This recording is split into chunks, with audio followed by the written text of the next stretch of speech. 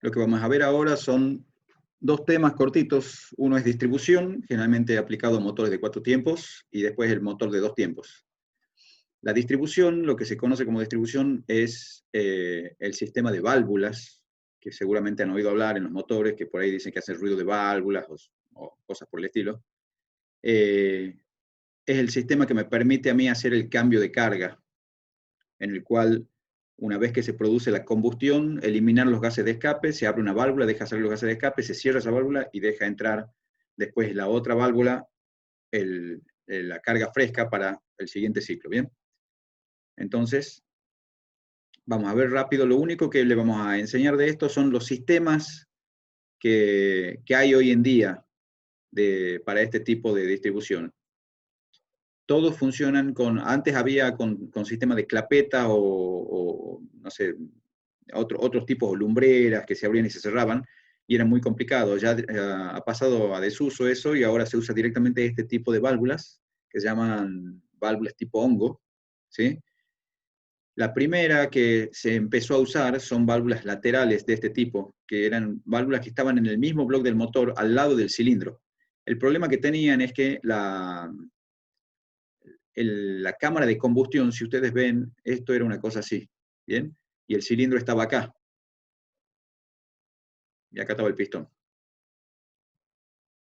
¿Bien? Entonces, en el mismo bloque del cilindro, del motor, se ponía la válvula con todo el sistema, el árbol de leva, que estaba comandado por el cigüeñal directamente, a través de un engranaje, que el árbol de leva mueve el botador, esto se llama botador, esto que está acá es el botador la empuja a la válvula, que después se restituye a su posición una vez que la leva deja de empujar por un resorte. Perdón, he hecho cualquier cosa. Ya les digo qué ha pasado acá. En realidad esto es así. ¿Sí? Generalmente una cosa así. He dibujado del otro lado al cilindro, lo cual estaba mal porque esa era la parte de la admisión. Bien, sería acá. Digamos, el pistón estaría acá, esto sería la cámara de combustión y este es el ingreso del aire, ¿bien? Entonces la válvula se levanta, deja entrar el aire o depende si es válvula de escape, deja salir los gases y ahí se produce el cambio de carga, ¿bien? Estas eran muy usados antes por la simpleza, esta directamente era un árbol de levas, esto es movido, ya hemos dicho, por el cigüeñal a través de un engranaje, gira la mitad de la velocidad del cigüeñal en el motor de 4 tiempos, porque acuérdense que tiene que moverse la válvula una vez cada 2 vueltas del cigüeñal. Entonces, era muy simple. El único problema que tiene para los motores modernos es que las relaciones de compresión, las cámaras esta es muy grande, entonces era medio complicado. Además tenía el problema del picado, acuérdense, porque es una cámara muy extendida. Entonces se ha dejado de usar este tipo hay todavía en el taller de motores, hay varios motores que tienen esto, porque son motores viejos, pero hoy en día se pueden ver motores con válvulas de este tipo.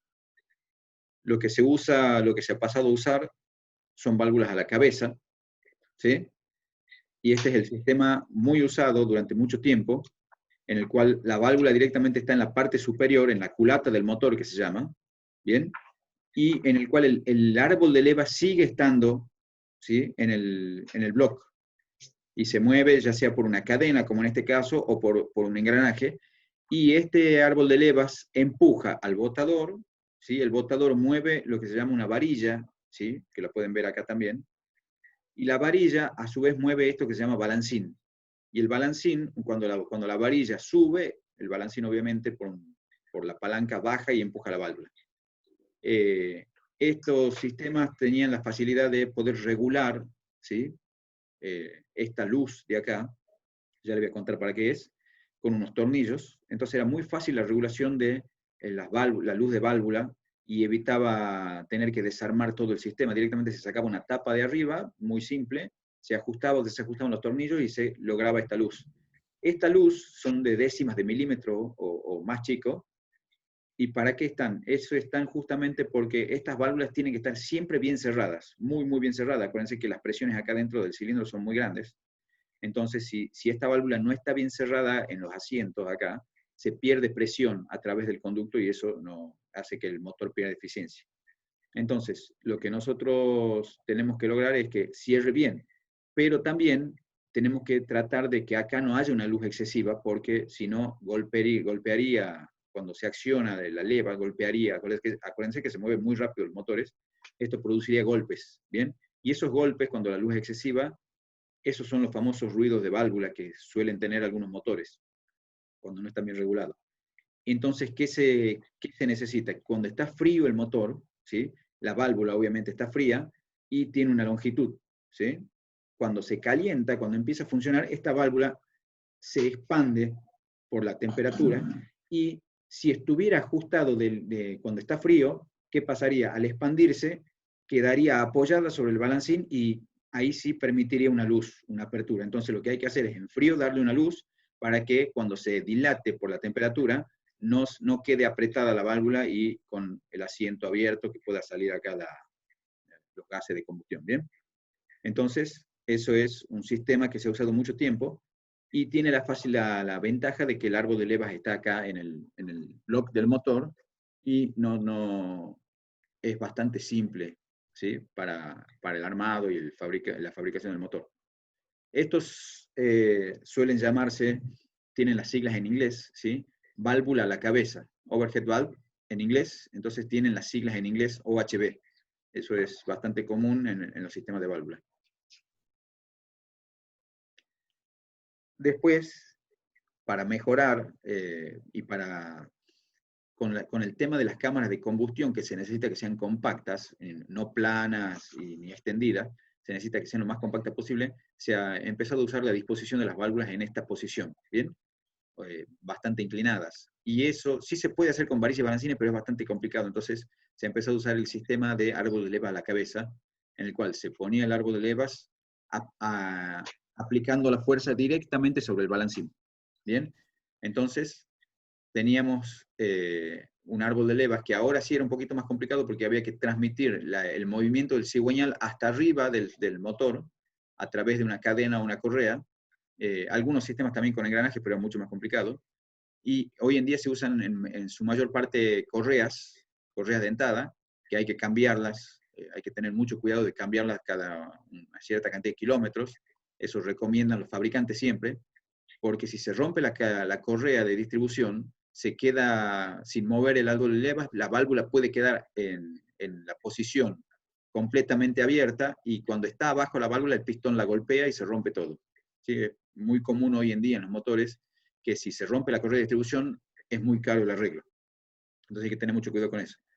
Entonces, ya se está optando muchas fábricas ya están optando por volver a la cadena, directamente poner una cadena de distribución, que la cadena no se rompe nunca, se terminará estirando y perderá regulación, pero nunca pasa eso de que se suelte y caigan las válvulas, ¿bien? Eso se llama que la válvula está caída y una vez que la válvula está caída, el pistón viene, la golpea y se rompe.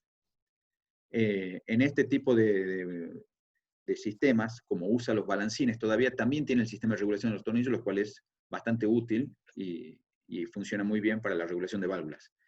Este es un sistema donde la palanca, ¿sí? Está el árbol de leva de un lado y el balancín del otro, el balancín en el medio y la válvula del otro. Este es otro sistema que se usaba, en el cual se usaban balancines que tenían el apoyo en un lado, el árbol de leva en el medio y la válvula en el otro extremo, ¿bien? Son dos tipos diferentes. Acá ven el tornillo de regulación. En este caso se puede ver cómo la leva está empujando al balancín de la válvula de esta que está a la derecha, ¿bien? Por lo tanto, se ve que está apretado el resorte y la válvula ya está en su posición de abierta. Estos se llamaban válvulas a la cabeza, las siglas en inglés OHC. Era bastante conocido el sistema también. Y los otros sistemas ya de accionamiento directo ya no usan balancines. Esto también se están usando mucho, se usan más que nada se usan en autos deportivos, ¿sí? Se están usando en muchos autos hoy en día, ya no tan deportivos. Esto se solía usar más en autos deportivos, pero ya está siendo de uso bastante común, y en el cual el árbol de levas está a la cabeza, pero como no usa balancines, está aplicado directamente sobre la válvula. ¿Bien? Esto se hace con un botador especial que tiene como una pastilla, y la regulación ahora sí es más complicada. Para esa luz de la que yo le hablaba, para que no quede apretada la válvula y no deje un espacio ahí que pueda producir pérdidas, se le pone pastillas de diferente altura que tienen diferencias de centésimas de milímetros entre sí. Y para regular eso hay que desarmar todo el sistema, hay que sacar el árbol de levas, cambiar las pastillas, volver a poner, volver a medir, y si no está bien, volver a sacar. Es bastante complicado. Entonces, pero es un sistema que funciona muy bien, ¿bien? Y hay otras adaptaciones modernas que son sistemas de válvulas con botadores hidráulicos que ya tienen una regulación automática, pero son bastante más complejos. Se puede ver acá que también se sigue llamando overhead camshaft, que es el árbol de levas a la cabeza, ¿bien? Cuando es uno solo que tiene las levas de escape y de admisión en el mismo árbol de levas, ¿bien? Entonces tiene todas las válvulas del mismo lado, todas alineadas con el árbol de levas. Y acá se puede ver la correa de distribución, ¿bien? Esto es lo que yo les decía recién, esto es lo que la mayoría de los autos tienen, ¿sí? Que se está cambiando por cadena. Fíjense cómo el tamaño del engranaje de la polea esta, comparada con esta es la mitad de esta porque tiene que girar el doble de veces esta que la del árbol de levas, ¿bien? Y acá está el sistema más moderno, el que se estaba usando. No es el más moderno de todos, ya vamos a ver por qué. Este es el doble árbol de levas a la cabeza, en el cual uno de los árboles de leva mueve las válvulas de admisión y el otro árbol de leva mueve las válvulas de escape, ¿sí? Y esto es muy común en los motores los mejores, los más caros. Ya casi todos empiezan a tener este sistema de doble árbol de leva, porque lo que se está haciendo hoy en día en la mayoría de los autos es, como ustedes pueden ver acá, son 4 cilindros, pero cada cilindro, en vez de tener 2 válvulas, una de admisión y otra de escape, tiene 4, en el cual hay 2 válvulas de admisión y 2 válvulas de escape. ¿Por qué se hace esto? Porque la distribución de la superficie de la válvula dentro del círculo, que es el cilindro, ¿sí?, es más eficiente, o sea, ocupa más superficie tener 2 válvulas que tener una sola. ¿Bien? Entonces se trata de poner muchas válvulas para que la superficie total del conducto de admisión y el conducto de escape sea mayor. Entonces con eso lograr un mejor llenado y un mejor vaciado del cilindro cuando corresponde, lo cual mejora el rendimiento gravimétrico. Hoy en día, eso es lo que ustedes ven en este motor. Ustedes van a ver que si son 4 cilindros y cada uno tiene 4 válvulas, son 16 válvulas en total. Y eso es lo que pueden ver en muchos autos, en la parte, generalmente donde está el nombre en el baúl, ahí que dice las siglas del motor, todo, muchos dicen 16B corta. Esas son las 16 válvulas de las que hablan muchos autos modernos, ¿bien? Otros autos que tienen 6 cilindros tienen 24 válvulas. Eso ya es cuestión también de mostrar como propaganda, porque dice que habla bien del motor. Después, a la hora de regular válvulas o arreglar, también es mucho más caro, obviamente. Hay algunos motores modernos ya muy deportivos, en algunas motos especialmente, y autos de muy alta gama, que tienen hasta 5 válvulas, 3 de admisión y 2 de escape. Eso es bastante más caro. ¿Profe? Bien. Sí. Ahí en el apunte menciona que este tipo de distribución reduce al máximo la inercia. Bien. ¿A qué El se refiere? tema, sí, hay un tema que hay que tener en cuenta en la distribución, ¿sí?, en esto del accionamiento de las válvulas, que acá, yo no los he dibujado acá, pero todas tienen los resortes, ¿no? Acuérdense que están los resortecitos, eso que las restituyen a la posición de cerrado, ¿bien? La válvula tiene un peso, ¿sí? Todo esto es metálico, obviamente. El resorte, el balancín, todo, la misma leva del árbol de levas tiene su inercia. ¿Qué pasa? Cuando se mueve a muy alta velocidad, estamos hablando ya de muy alta velocidad, cuando están a máxima velocidad los motores, las válvulas tienen inercia, por más que tengan los resortes, que son muy fuertes, no es posible moverlos con la mano, los resortes esos son muy duros. ¿Y por qué? Porque justamente tienen que cerrar con fuerza y tienen que cerrar con mucha rapidez las válvulas. Y puede pasar que si se mueve el motor muy, muy rápido, el tiempo que tiene para abrir y cerrar sea muy, muy corto, y se produce lo que se llama que flota la válvula. O sea que el árbol de levas empuja, ¿bien? Empuja al girar el árbol de levas, la empuja al botador, la válvula se va hacia abajo acá en este caso, y cuando el árbol de levas pasa y ya no la empuja más, la válvula con el resorte y con el botador, con todo, tiene inercia y le cuesta volver a su posición original. La válvula no tiene, el resorte no tiene la fuerza necesaria para volverla lo suficientemente rápido y queda separada del árbol de levas, de la leva. ¿Se entiende? O sea que la ha movido tan rápido, la ha empujado tan rápido que cuando vuelve la leva, la válvula todavía no ha vuelto. Y se llama que la válvula flota y queda abierta de más tiempo de lo que debería. ¿Bien? Entonces eso hace a la inercia del sistema. Y cuando se mueve muy, muy rápido el motor, quedan flotando las válvulas y es complicado. Hay sistemas especiales de autos de carrera. Hay los motores de Fórmula 1 antes llegaban hasta 20.000 o 22.000 vueltas por minuto. Nosotros en los prácticos que les damos de autos normales son 6.500 vueltas, 7.000 vueltas máximo. ¿Bien? Las motos modernas están en 12.000, 14.000 vueltas por minuto, las deportivas, ¿no?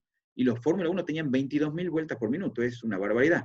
Eso era imposible con válvulas normales, con resortes normales, y tenía un sistema especial que no solo le empujaba la válvula, sino además la traía de vuelta, ¿sí? Eso es lo que se conoce como motor desmodrómico.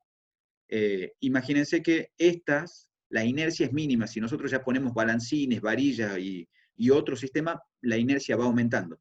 ¿Sí? Eso es lo que vos me estabas preguntando. Este es el que menor inercia tiene de todos. Bien, gracias. ¿Entiendes? Otra de los temas también, eso es por si lo ven, ¿no? En algún lado, los resortes y todo el sistema tienen una frecuencia propia y pueden entrar en resonancia, ¿sí? Por su propio peso.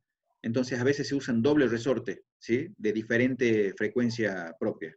También es otro sistema que se usa para evitar el rebote de las válvulas. Bien. Veamos. Esto, hasta acá es los sistemas de válvulas, ¿sí? No le vamos a enseñar mucho más sobre esto porque realmente no tiene mucho sentido para lo que ustedes tienen que aprender la materia. Y pasamos al tema de motores de dos tiempos. Bien, también va a ser muy cortito para mostrarles más o menos cómo funciona, sin cálculos, nada. Más que nada para que sepan cómo funciona, nada más. Lo que están viendo acá es un motor de 4 tiempos. Esto es el cigüeñal del motor de 4 tiempos y esto se llama diagrama de distribución, que ya creo que lo hemos visto en alguna otra parte de la teoría, y en el cual se muestra, a medida que el cigüeñal va girando, en qué momentos se abren las válvulas de admisión, se cierra la válvula de admisión, se abre la válvula de escape y se cierra la válvula de escape, ¿sí? Esto que está acá, nosotros le llamamos avance de apertura de admisión. Se llama avance porque antes de llegar al punto muerto superior, después de la combustión, ¿bien? Cuando el pistón está llegando al punto muerto superior, antes, por eso se llama avance de apertura de admisión, se abre la válvula de escape, la válvula de admisión, perdón, y, al final de la carrera de escape, y cuando se abre la válvula de admisión, durante todo este transcurso, ¿sí? Y pasando el punto muerto inferior, se cierra la válvula de admisión. Esto se llama retraso de cierre de admisión. ¿Bien? Avance de apertura y retraso de cierre. ¿Bien? Una vez que se produce la compresión y la combustión, cuando está llegando al punto muerto inferior, antes de que llegue al punto muerto inferior, se abre la válvula de escape, y esto se llama avance de apertura de escape. ¿Bien? Esto, durante todo este movimiento del cigüeñal, ustedes pueden ver, se produce el escape. Y no se cierra en el punto muerto superior, se cierra pasándolo al punto muerto superior, cuando el pistón pasó la posición más arriba, y se llama retraso del cierre del escape. Esta es la RSE que está acá. ¿Bien? Y ustedes pueden ver que todo el proceso, ¿sí? de cambio de carga, o sea, cuando se abre ahí está, avance de apertura de escape, desde acá, ¿bien? Desde acá empieza el proceso de cambio de carga. Se abre el escape, gira todo esto, ¿sí? Se abre la admisión, sigue abierta la válvula y se cierra acá. ¿Sí? Ustedes pueden ver que ha transcurrido más de una vuelta de cigüeñal completa para producir el cambio de carga total. ¿Bien? Esto lo estoy diciendo para que ustedes vean la comparación con el motor de dos tiempos. Como tengo 2 vueltas de cigüeñal para todo el ciclo de trabajo, para el cambio de carga nomás tengo más de una vuelta completa de cigüeñal, lo cual es bastante y me permite a mí limpiar completamente el cilindro y llenarlo de carga nueva con bastante eficiencia. ¿Está bien? Entonces, eso correspondería para un motor de 4 tiempos. Veamos qué pasaría en un motor de 2 tiempos.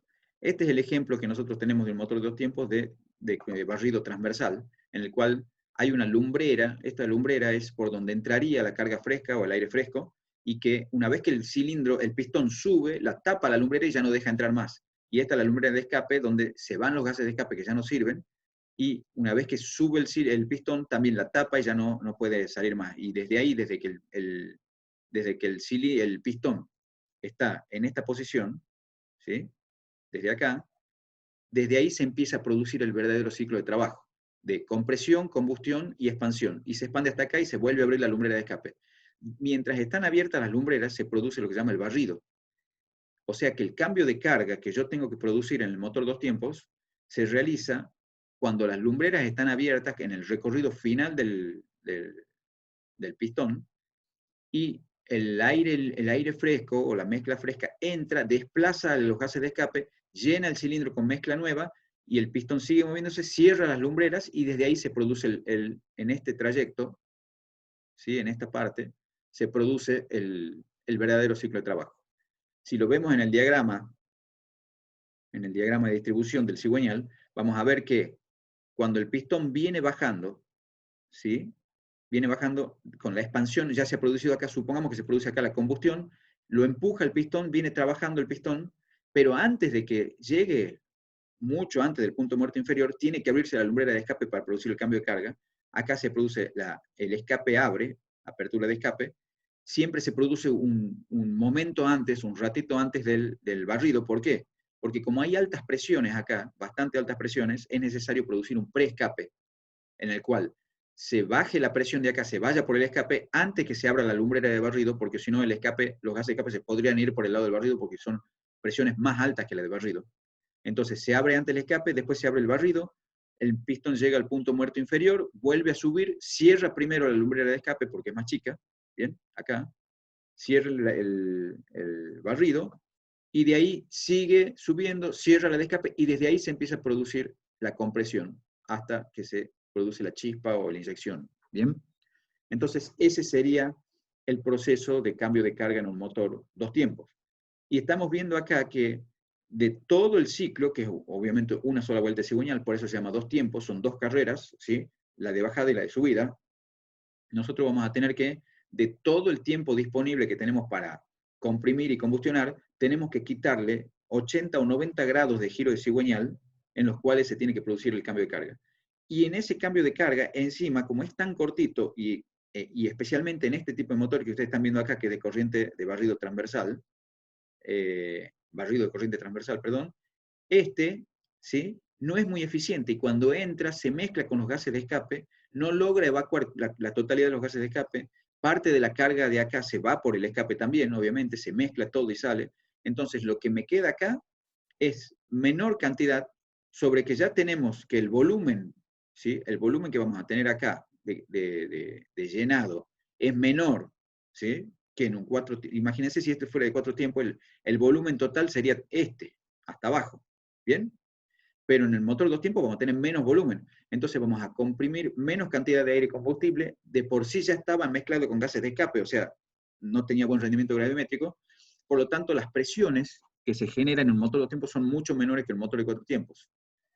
Eso explica por qué un motor de dos tiempos, si ustedes ven que se produce la combustión cada vuelta de cigüeñal, si pudiéramos comprimir y combustionar toda la carga del cilindro, tendría que tener el doble de potencia que un motor de cuatro tiempos, porque el motor de cuatro tiempos lo hace cada dos vueltas de cigüeñal una combustión.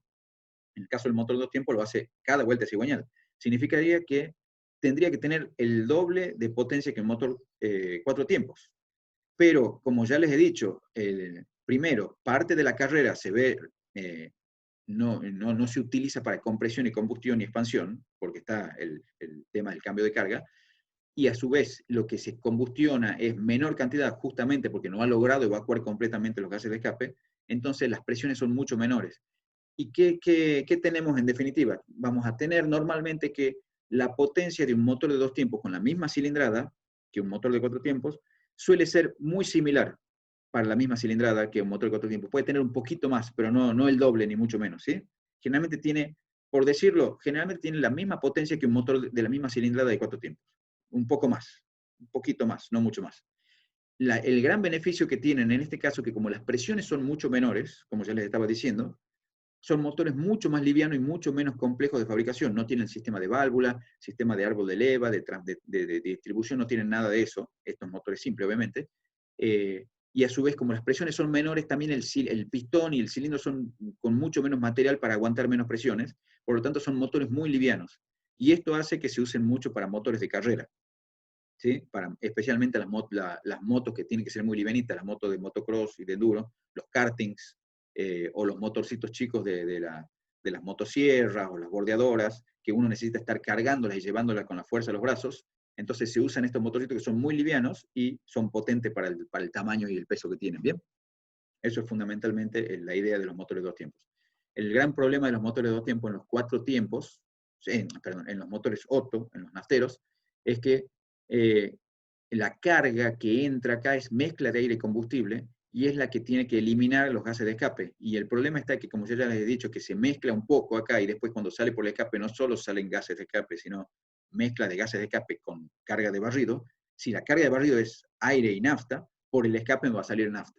Y eso hace que el olor en los gases de escape sea muy característico en los motores de dos tiempos, que tiene olor a nafta todavía, ¿sí? Y es un motor no muy eficiente, por un lado por eso, y en Europa están prohibidos justamente porque la contaminación es muy alta.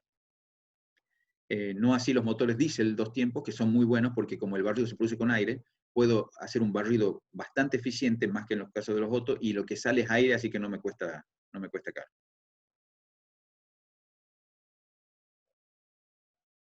Bien.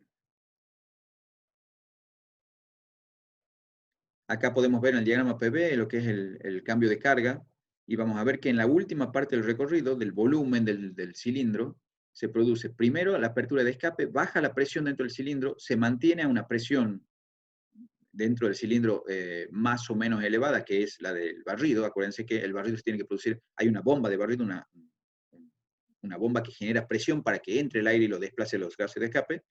Se mantiene una cierta presión, se produce el escape, se cierra la válvula de barrido, la lumbrera de barrido, de ahí vuelve a caer la presión hasta una presión de escape, obviamente, que tenemos un poquito más alta que la atmosférica, y desde ahí se empieza a producir la compresión, ¿sí?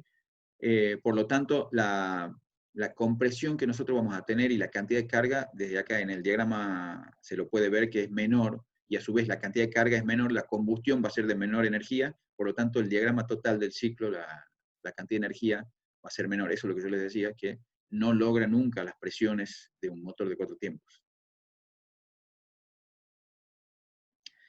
Los sistemas de cambio de carga que normalmente se usan para estos motores, están los de corriente continua, que son los mejores, ¿sí? Eso que yo les mostré recién es el peor, ¿bien? Hay algunos sistemas que son mejores, pero son más complejos y más complicados de fabricación. Hay uno que está medio de moda ahora, que lo andan mostrando por internet y todos lados, de motores nuevos, de pistones opuestos. Estos pistones, uno va hacia abajo, el otro hacia arriba, se juntan en el medio, producen la combustión, y entre ellos mismos se produce un empuje de los gases de escape, obviamente, que los vuelve a la posición en el cual uno se va hacia arriba y el otro hacia abajo. Tiene un cigüeñal de este lado y otro cigüeñal del lado de arriba y otro de abajo, dos cigüeñales que están conectados entre sí. Y esto lo bueno que tiene es que uno de los pistones tiene lumbreras de barrido y el otro tiene las de escape. Y lo que hacen es que el barrido se produce en una sola dirección. Esto se llama por corriente continua. El aire entra en forma de torbellino y los desplaza casi completamente a los gases de combustión, y tiene un muy buen rendimiento gravimétrico por eso, y funciona muy bien el motor. O sea, hay algunos videos en YouTube, después ya lo vamos a buscar, y si los encuentro se los paso, de motores nuevos que se están haciendo. Sin embargo, esto ya viene de la Segunda Guerra Mundial. Motores alemanes que se hacían con este tipo, eran los motores alemanes de aviones Junkers, ya usaban este sistema. Estos pueden tener, si van desfasados el movimiento de los pistones, puede ser que empiece primero a cerrar este y después siga este, ¿sí? Cuando llegan arriba producen la combustión, y cuando bajan, primero abre este y después este. O sea, va adelantado el pistón de arriba, en este caso, ¿sí? Entonces, cierra primero y le deja que se produzca una sobrealimentación acá dentro del cilindro, y como va adelantado, cuando abre primero el escape. Lo que nosotros logramos es una distribución asimétrica diferente a lo que ustedes han visto hace un rato. Hace un rato habíamos dicho que abre escape y cerraba escape al final. En este caso, abre escape primero y abre barrido después. Y en este caso, cierra escape primero y cierra barrido después. Es una cosa muy buena. Otro es el sistema de válvulas distribuidas, que usa las mismas válvulas parecidas a las que usan los motores de cuatro tiempos, con el sistema de lumbreras de admisión lumbreras que están cerradas por el cilindro, y válvulas que un árbol de leva las mueve y las abre y las cierra con el diseño de las levas. Entonces puedo hacer que abran antes y cierren después y tener un sistema parecido a este que vemos acá. ¿Bien? Y lo bueno es que las levas, las lumbreras, si están inclinadas, me permite una entrada del aire en forma de torbellino, lo que me produce un mejor barrido. Estos se usan mucho en motores 2 tiempos diésel, ¿sí? Y tienen muy alta eficiencia y funcionan muy bien. Los grandes motores de barcos y grandes motores de generación eléctrica, estamos hablando de motores muy, muy grandes, estamos hablando que tienen 8 metros de altura, son gigantescos, usan generalmente sistemas como este. Y por último, el sistema de corriente desviada, de barrido transversal. Esto es lo que usan generalmente los motores de moto muy chiquitos, los motores de motosierra, de bordeadora, ¿sí? Y generalmente tienen un deflector en el pistón para producir la desviación del chorro de aire o aire y combustible que entra y así poder evacuar los gases. Si nosotros queremos sobrealimentar un motorcito de 2 tiempos, vamos a necesitar que la válvula de la lumbrera de barrido se cierre después que la lumbrera de escape. Como no se puede abrir antes, no puede ser más grande la lumbrera esta, lo que se pone es una válvula que se mantiene cerrada en la carrera cuando el pistón viene bajando, ¿sí? Abre primero la de escape para que se produzca ese preescape que ya les había dicho, y una vez que llega abajo se abre esta valvulita, y cuando sube, cierra primero la de escape, pero esta válvula sigue abierta y me permite un llenado más eficiente del cilindro. ¿Bien? Eso es todo lo que le vamos a mostrar en el caso de motores de 2 tiempos y de distribución que ya les hemos mostrado en la primera parte. ¿Tiene alguna duda?